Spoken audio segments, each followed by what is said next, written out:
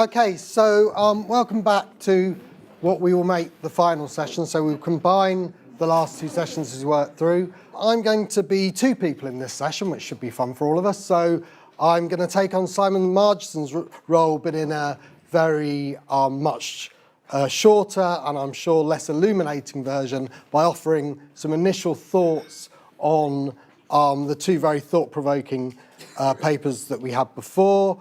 And then, having done that, I'll give Bob and Roger a chance to respond, and then we'll open it up for questions and discussions. I'm very much focusing on Bob and Roger's contributions and seeing mine as something that's intended to provoke thoughts, but not something to come back to so that I can focus on sharing. So I'm going to offer a kind of naive, simplistic, can't even say it, way of trying to provoke argument within this, and in a way respond to some kind of senses of globalization that can be about, oh my goodness, what have they done to us? What have they done to us through globalization? And respond to Bob's point about there's no such thing as globalization, to say, well, there's certainly no globalization without higher education. Without the things that universities do, without the knowledge that universities produce, globalization would have been impossible. And I think it's really important to reflect on that, how the ways in which higher education is deeply entwined and absolutely essential for the current notions of globalization we have. So how do we respond to that in a way that does more that turns what have they done to us into, oh my goodness, it's all our fault? How do we respond in different ways and try and think more productively than either it being something that's been totally done to us or it being something that is all our fault? So the things that I found helpful, particularly helpful in relation to Bob's presentation, was a reminder about how the notion of globalization offers us a particular perspective. The ways in which it enables us to ask some questions, but also stops us from answering other questions, and the way in which it creates a homogeneous vision of what higher education is and causes us to lose sight on diversity. And the ways in which the questions we ask create particular kinds of objects, but also deny other forms of objects. And I think, in briefly summing up, the other thing that I found a really useful thing to think about is that question of what are the primary codes of higher education? How do we engage in debates that tries to argue for some primary codes and not others? And Bob gave a really useful example about how you make decisions around what research you do. That gives an indication about how you might argue for particular kinds of primary codes and not others. And then Roger gave us the question of, well, who needs universities? And I think gave us a really useful reminder of universities as engines of distinction and inequality.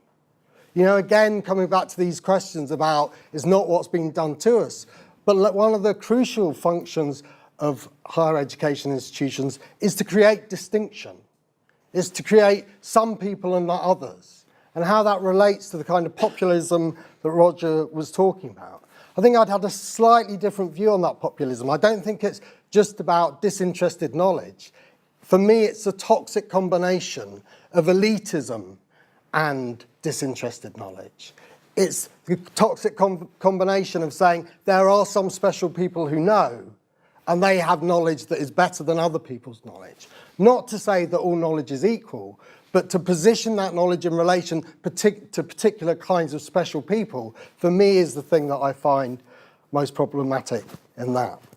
And one of the questions that for me usefully came from both presentations and also the earlier discussions today is the sense of globalization of what? What are we focusing on when we talk about globalization? And I think the particular version we have of globalization at the moment is about the globalizations as universities as institutions. How are they global institutions? How are they globally significant institutions? And I think if you go down the path of thinking about globalization in terms of institutions, then you end up with a focus on individuals, a focus on measurements, a focus on comparability that in the end has to be monolingual. If you're going to compare, it has to be in a single language.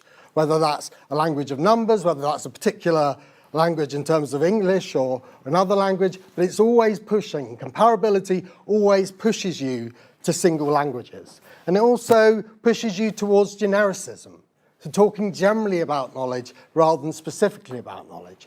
Now, the classic example was the OECD assessment of higher education learning outcomes that in the end fell down. Was when they wanted to compare the performance of institutions, they say, well, let's give students generic tests. Let's ask them to complete these generic tests of their understanding. But I would argue the crucial thing that a university gives you is the ability to see a context in a particular way, to go into a new context and define it as a chemist or a sociologist or a biologist. The moment you give the person the context, all of the interesting work is done. But any measurement of generic skills has to give you the context. It has to say, you're in this context, show me your skills. So that move towards genericism moves us away from particular kinds of knowledge. And I would argue that if we focus on the globalization of knowledge, knowledge as something that's collectively owned. You know, we've had lots of discussions of the commons. You know, the notion that knowledge is held by a community, is collectively owned, is not owned by any individual or any project.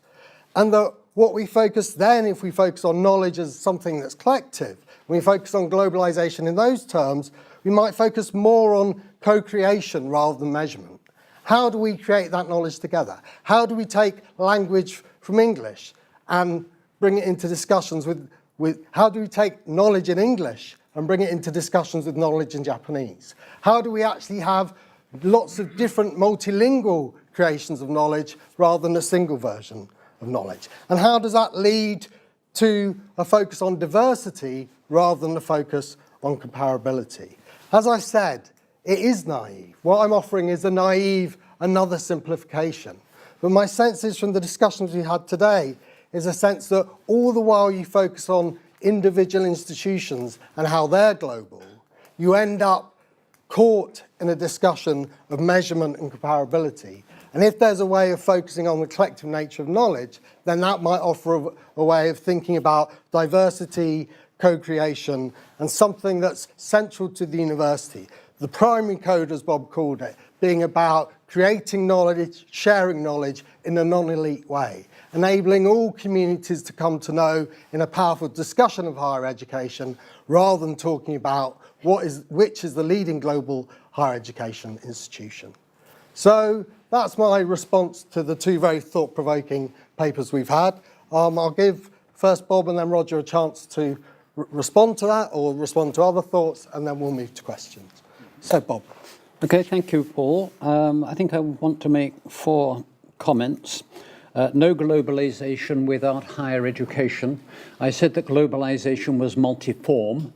We can imagine a globalization that occurs as a result of the imprinting of higher education, but I can imagine globalization without higher education, for example, as a result of militarism, as a result of imperialism and so forth, although we might then talk about the role of the East India Company or the civil service in India and so forth related to that. But I would prefer not to say I can't imagine globalization with higher education, to say I am going to compare forms of globalization where higher education or global science has a major role and forms of globalization where it doesn't. I mean, if we think about the migrant crisis at the moment, unless there are qualifications in people smuggling issued by universities, I don't think that those forms of globalization require higher education. If we'd had global citizenship and global peace, perhaps immigration or migrant smuggling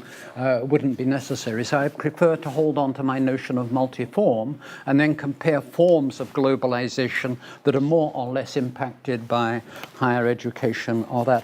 The thing I think you missed that I would like to return to, which comes in part from Niklas Luhmann's work, is he says we have 3 modes of societal organization: segmentation, center-periphery relations, and then full global integration. He says they're not zero-sum. As globalization develops, you retain segmentation. particularly, in fact, he says, for example, in national education systems. But there are also centre-periphery relations. And so I would like to think about what's global about global higher education in terms of the residual impact of segmentation around national territories or around non-global territories, for example, the European Union and those forms of cooperation. And I'd like also to think about, and this is a distinction I made that nobody else has picked up on yet, the distinction between education, which is credentialization, and science, which is about new scientific knowledge and its dissemination. I do think it would be worthwhile looking at the impact of globalization on education as credentialization in terms of segmentations, and about the center-periphery relations in terms of scientific production, and how they map onto each other.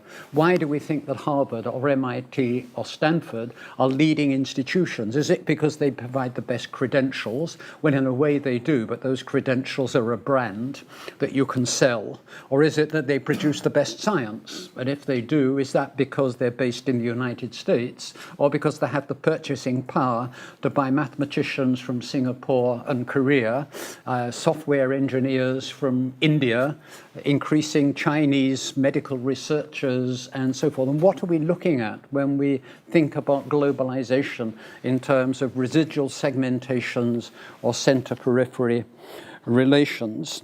That's the 3 points. Was there a fourth point? I might think of a fourth point, but that's enough. Let Roger respond. Oh, that's right, variegation. Variegation. I think it's absolutely crucial that we do not see globalization as a process that's homogeneous. What is happening in terms of the emergence of the global higher education system or the emergence of the global scientific research system is not standardization or homogenization, even if those are important measures, but it's the reworking of the complementarities between different local, regional, national traditions and how that feeds in.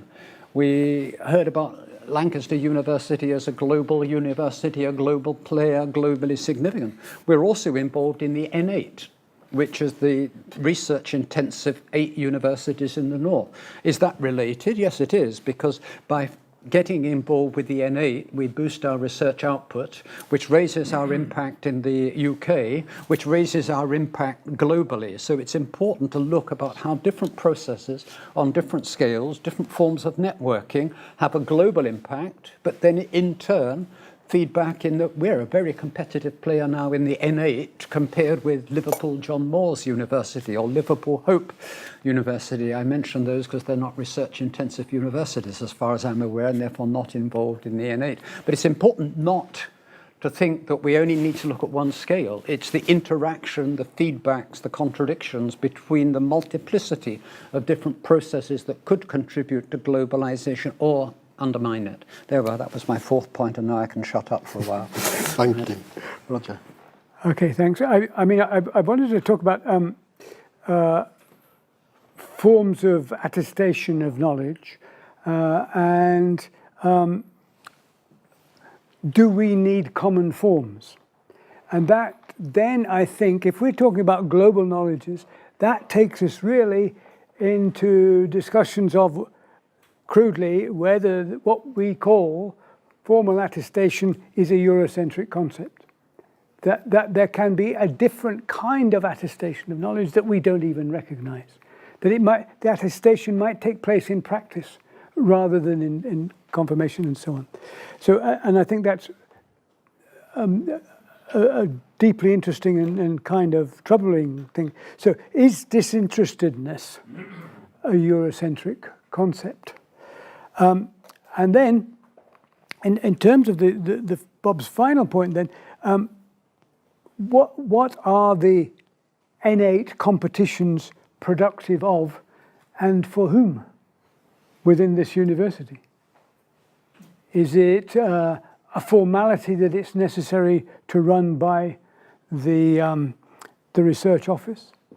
And also, I was thinking it would be slightly cruel, but some university overseas recruitment officers might possibly resist being called migrant smugglers, but there you are. Okay. Okay, thank you. Okay, so questions, comments, either ones of clarification or ones to move the debate somewhere. Okay, I'll jump in. Well, thank you very much to both of you. I have a question about this notion of code and primary code for higher education, which I find extremely stimulating. And so the question, this is about the coding and the recoding of the primary codes for higher education. Because I was trying to think of different key principles for higher education and the way they are coded and recoded. So for instance, if we take competition, okay? So we can say that with the first understanding of competition as as a virtuous rivalry between academics, this kind of emulation, that this is a very old principle, okay? That maybe this is a principle of regulation of science. And then at some point, competition is recoded as market competition, okay? So this is different. It's like the label is the same, but what you have behind is different. Or I was also thinking in the principle of autonomy, and I was thinking about the connotations attached to autonomy in the French context, for instance. So it was the principle par excellence of the leftist principle par excellence of May '68 in France. But now, a few decades later, it's just like autonomy is considered as, by many higher education actors, as a principle which is really managerial and neoliberal. And still, this is the same principle. What is your view on this, about this coding and recoding? Who is defining the code? Who is operating the recoding process? And what is the position of globalization vis-à-vis the recoding process? Is the globalization the coexistence of different coding, for instance, and the multiplication of codes? Or is there like a meta code of globalization that would be like absorbing everything? Mm-hmm. Oh, answer? Okay. Thanks for that question, because actually, Paul, I had a fifth point. I didn't get round to the fifth point. One of the key contributions in this area of coding from Luhmann is the distinction between a code and a program. So let's say the code for the economy is this profitable or unprofitable? But that remains, and you're working within the economy. If when you're making decisions, it's in terms of profitable or unprofitable. But there are different ways in which you can make profits. And so you can have different strategies for making profits, which would be different ways of applying the code in terms of a specific program. If you think of science, it's in terms of the production of disinterested, and I would retain that notion, scientifically valid knowledge. But we know from Thomas Kuhn's structure of scientific revolutions, there are different scientific programs or different scientific paradigms. So the notion that our goal is to produce scientific knowledge doesn't mean there's a generic way to produce it. But we know we're operating as scientists if we're looking for to produce disinterested scientific knowledge. But I might work in one program and somebody work within another program, working within the scientific system, if we share the primary code as that. The example you gave was in fact different programs within the framework of that code. And so I think that I would want to retain, I'm sufficiently old-fashioned, even though I'm postmodern in other respects, to believe that what universities or education does is to provide credentials. You are qualified as a first-year student, you can now go on to the second-year student. You've just passed your PhD, you can now become a postdoc, and so forth. But there are different ways in which credentialization might be measured. and that could then be contaminated by other codes. So I think if we went to Turkey at the moment, we'd find the political police play a rather large role in credentialization. If we went to Iran, it would be the role of the religious police. If we go elsewhere nowadays, it might be in terms of, are you threatening national security with your research and so forth. So we have primary codes and secondaries, and I think that the thing that worries me most when I look at the higher education system at the moment is that the primary codes, which can be associated with different programs of credentialization or scientific research, are increasingly being overridden by other codes. So to go back to my example from Michael Polanyi this time, not Carl Polanyi, the choice of scientific research should be in terms of scientific interest or importance or breakthrough. If you've got two equally valid, scientifically important projects, why not take the one that produces more money so there can be cross-subsidies within your university? But if you go out and only choose those topics that generate the most income, regardless of their scientific importance, then you know you're now working in the economy and not within the education system. And I think this is where talking about globalization and higher education is really interesting, because globalization occurs in many different ways in many different systems, and the question is whether the globalization of higher education is being conducted under the primary code credentials or scientific validity, or it's being pushed in terms of economic competitiveness, political competitiveness, military division, Cold War. I mean, there's a fantastic amount of research done on the impact of the Cold War on the reorganization of a variety of social science disciplines as well as engineering and so forth. And I think that would be a very interesting area to look at. In other words, higher education may have become disembedded from traditional society, but how it gets re-embedded into which types of system becomes very interesting. So in terms of your argument about competition, we can compete with each other in terms of who offers the most valuable credentials. I got an education from this university or that university, distinguishing between the value of the credentials and the value of the brand associated with the university that gives it to you.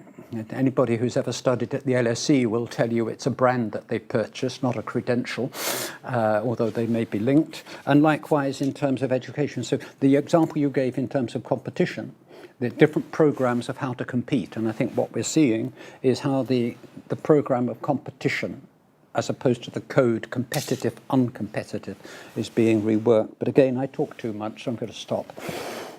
Roger, do you have? Yeah, I was just wondering, what does the code do to the different relationships between different producers and consumers? There isn't a common code. Is there? I mean, it's just that. I mean, it's to a degree historic and circumstantial. Where do you start? And where are you aiming to go to? So, I mean, you need to probe those. Almost start there and find the code, rather than the other way around. Actually, that's a point. You asked who does the coding. The answer is there are lots of competing attempts to recode, and this is the problem with global governance. There isn't a global governance. There are competing global governance projects, and they are more or less hegemonic in specific regions and so forth. And so what you see is that what emerges as the hegemonic code, if there is a hegemonic code or a dominant code, is not something designed by some meta-coder in the sky, but it's the emergent result of competing projects to code this way or that way. So one could talk about variegated higher education system, not in terms of the code, we would take that for granted, but whose program wins out in terms of then the orientation point for universities trying to compete with the best, whose program defined what was the best within the generic code of either scientific research or the best credentials.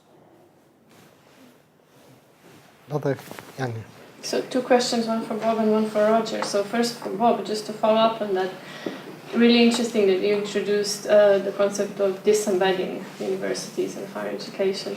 So following what you just said, then equally to be competing forms of re-embedding higher education back into society in this sense.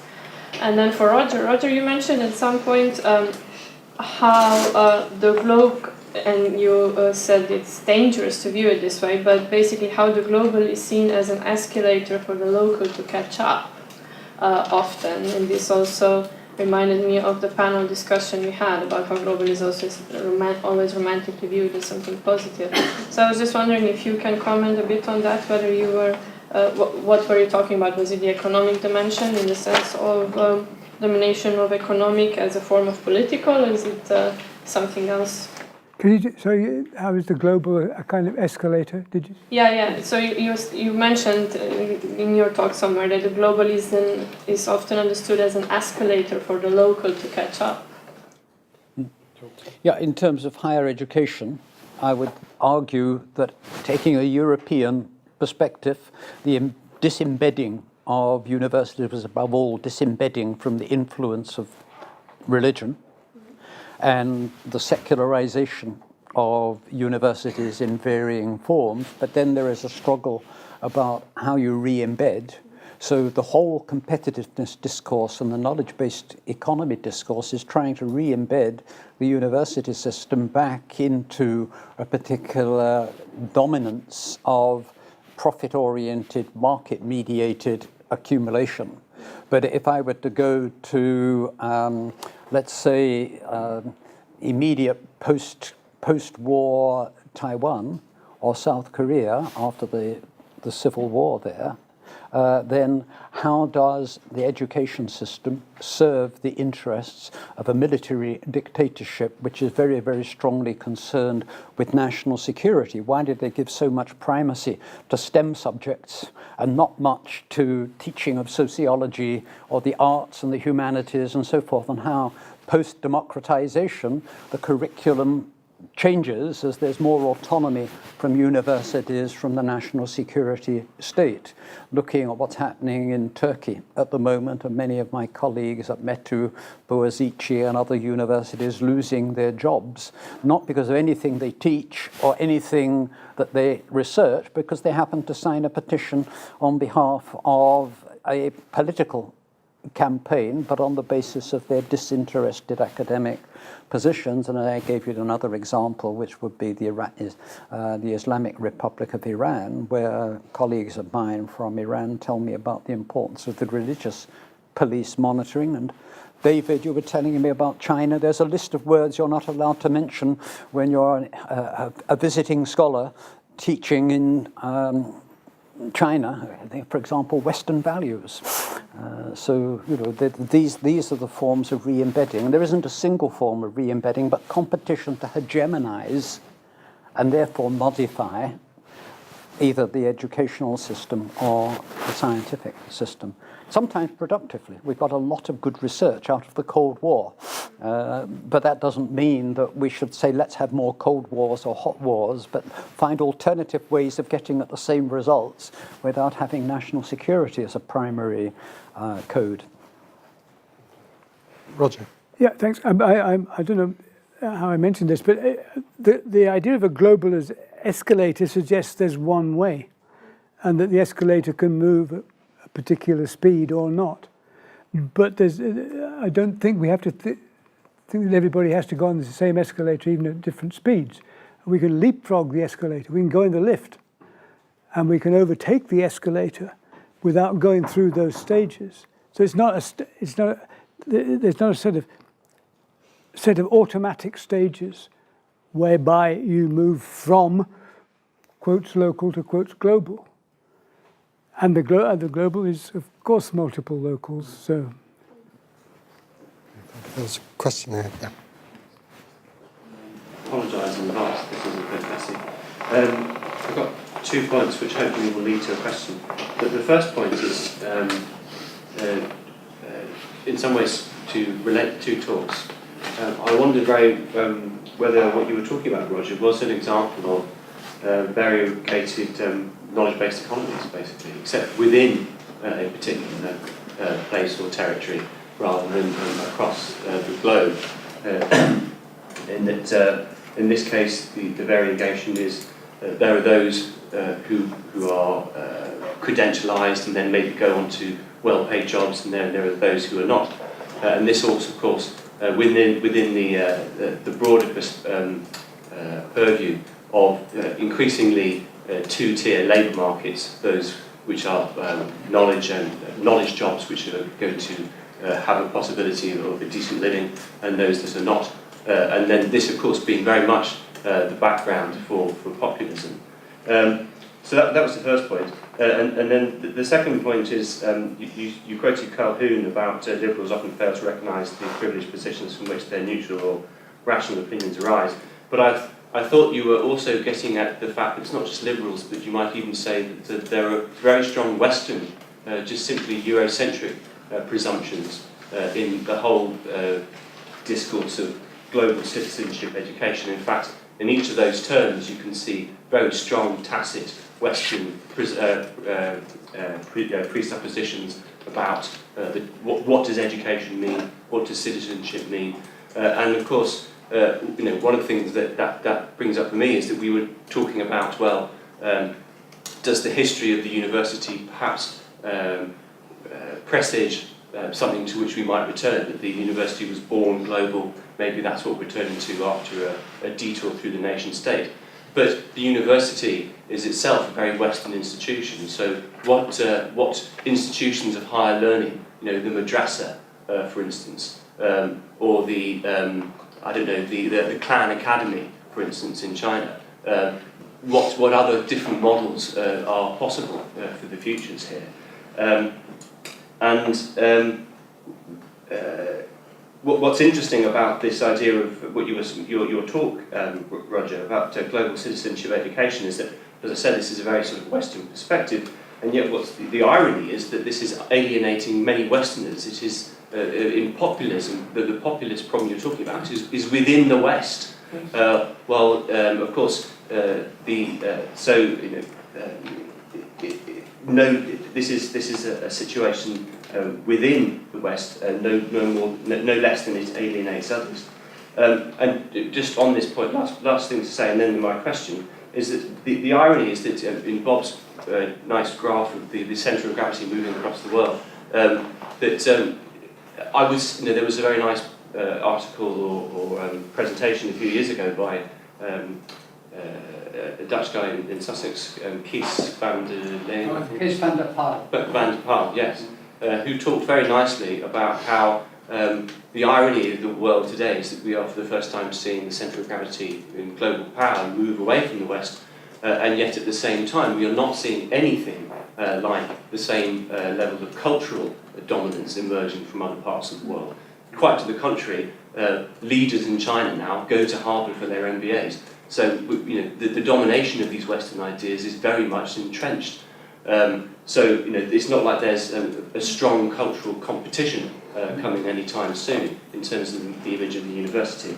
So what I want to just finish up with a question is that, if we put all these together, the different points, the two-tier labour markets, the rise of the East, and yet the lack of cultural competition, what this suggests to me is not that the project of global citizenship education is itself problematic, but that we need to think about other ways in which we can understand that term, that project.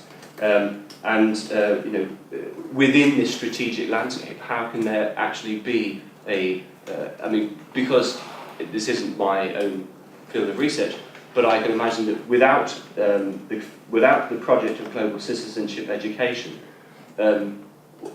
what does a critical project of the university actually have ambition for? What does it aim for, absent that goal? Roger, would you like to? Yeah. Looking at the variegation of knowledge-based economies within territories and credentialised jobs, I think that comes down really just to the local politics. It comes down to local class divisions, local class allocations, as it has previously. We didn't call it this, but it is that's where it stands. Nothing that those things don't get effaced by globalization; they remain. Mutatis mutandis. Yeah. In terms of Calhoun and the Westernness, I agree. I wrote on quite a bit in here that I didn't talk about cosmopolitanism as an alternative, and I think I didn't have time to do it justice, but I think it is something that deserves more time spent on it. Though there is a fairly hefty kind of detritus of stuff around it that you have to get through before you can make something of it. But I think there may be something there that could do this, that would be looking at not a domination, but forms of equivalence and so on, that I think could be done.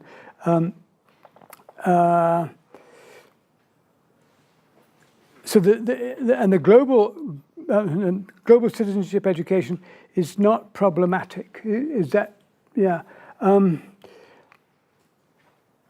Well, I think it is problematic because I don't know what there is that's global. The global is a collective term we impose on separate things. It's not in itself a quality, not in itself an institution. So the nature of globality changes, but from below, not from above. So we will get shifts in what counts as global cultural efforts, but they will not emerge from above, but only necessarily from below, because the global is composed from below, not from above, as it were. Thank you, Bob. Just a couple of points. What the first question you asked, I would deal with in terms of inclusion, exclusion, as one of the pressures on the ways in which the higher education as credentialization works, or science works, in terms of what kinds of scientific knowledge gets produced. And we all know about the diseases of third world countries that never get researched because there's no money in it, and a whole series of things around issues like patenting drugs. I think the other issue around global citizenship is, this might be code and program, is global citizenship becoming global citizens, cosmopolitan citizens, getting the balance right between national or local interest and the interests of the globe and so forth. That I could imagine you could very easily unpack what global citizenship means and get lots of different ways of interpreting what that might imply, therefore what kinds of education would be appropriate, what kinds of mobility would support it, and so forth. And this seems to me to be calling for a sort of very critical discourse analysis of what's hidden behind the easy phrase global citizenship. Yeah, it would call for the effacement of many traditions and behaviours. Yes. Yeah. Great. Another question. The other question, which sort of half wraps this up with the final item on the agenda, we heard a lot about the university and universities in these two presentations, and indeed throughout the day. And I've been wondering all day whether we have been talking about what universities are or what we would like universities to be. And if it is the latter, we need to recognise, no, if it's the former, we need to recognise that there are huge differences. There was some mention in passing about league tables, American universities underperforming in the great range of universities, apart from a few ones at the top, so to speak.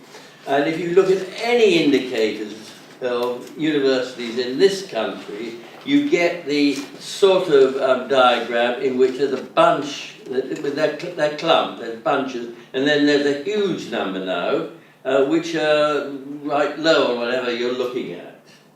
And so if we're talking about, if we are looking at universities as they are, we need to take that into account and not mention Harvard and LSE every time we talk about the universities.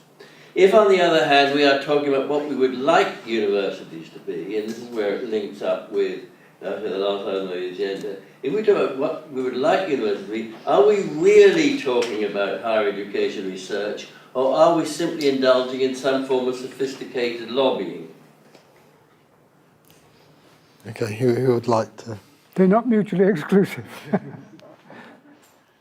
I think a great deal of work done in the area of higher education is sophisticated lobbying. Yes, I think you can put it down.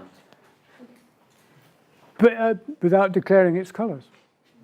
You're entitled to do that, but you're not entitled to call it research. I agree, yeah. My perspective would be slightly different. I'm interested in what's going on at the moment rather than using any research that I do, because I don't research in this area, to make recommendations. But I think there is a real problem if you only look at individual universities or individual systems, the same problem you get trying to suggest that there is somewhere in the world best practice. And if only we could all be like the United States, would be the most competitive economy in the world, except they have military power, they have the dollar, they have the ability to attract international scholars from around the world and so forth. Or we should all be like Germany, which is the biggest exporter in the world, and we can't all be the biggest exporter in the world, because if there are biggest exporters, there are biggest importers. And this is my point about Chimerica. You can't understand China without America, America without China. I would like to do the same for the so-called global higher education system. That part of the United States' leading position is the fact that as yet Korea and India and Taiwan and Japan haven't gone down the neoliberal road of higher education so that they can produce scholars and researchers the United States need, but has destroyed its own education system by and large. And then when we look at the Harvard and the MITs and the LSEs, we begin to say, what are the conditions of existence of their world-leading position? And it's not something entirely related to their particular forms of organization or even the position of the United States in the world economy, but their ability to operate on a global scale, sucking up at the expense of other nations and of other university systems, so-called global talents in the war for global talents. So this is why I'm interested in variegation, complementarities and contradictions in the ways in which different universities, different regional, local, national, supranational systems work. And I think that would be a very interesting research agenda, regardless of then what one thinks about the prominence of this, that, or another world-leading university, or whether they provide a model that we could all adopt. My hunch is, in this area as in many others, the leading examples are parasitic upon others, and therefore the model can't be generalized. I think, Bob, there's one comment I'd make on the migration of the Asian PhDs. I mean, I've seen references to the argument that they move into the universities and teach the undergraduates because the United States PhDs move into multinational corporations and get large salaries. And in fact, this is also heavily gendered, that it is, as it were, Asian women who teach first-year undergraduates and American men who get the lucrative jobs. Yeah, but I'm also thinking of the medical research or the IT research and so forth. I remember when they were in California, they were introducing a new IT-intensive healthcare system with billing and everything. When somebody was asked whether they could produce the software in 6 months, and the answer was yes, but only if I can recruit 150 Indians. And this wasn't undergraduate teaching, this was the design of the software systems that would integrate the Californian healthcare system. And if you look at all the people that win Nobel Prizes in the United States, a lot of them aren't actually American citizens. And if you look at their teams, these aren't people, women, teaching at an undergraduate level. These are key players in the research teams doing the work because either they don't produce those people with those skills, but they need to bring them in from elsewhere, or because the men have then gone on to MBAs, rocket science in financial derivatives and securitization and so forth. And this comes back then to the integration or the network between the economic and the educational and the political. Actually, this might be a moment to mention what I was once taught by someone you'll know well, I'm sure, Beng Huat Chua. Yes, in Singapore. Yeah. What is the perfect education for a Singaporean citizen? An undergraduate degree in maths or science to prove you're clever. A PhD in engineering to prove that you can change things. And an MBA. From different institutions, probably. Yes. Yeah. Okay, we're going to leave it there because I think I know that some people are leaving for their taxes. I think what both those contributions and the previous contributions given us in terms of a research agenda is this sense of focusing on variegation, difference, not getting caught up with single pictures of the global. And I think, for me, this is what bringing people from different perspectives gives you. It gives you a moment to think about your own research object differently. Not that you're going to change your research object, but actually to have that moment to step away and see it through the eyes of other people and then come back to it refreshed.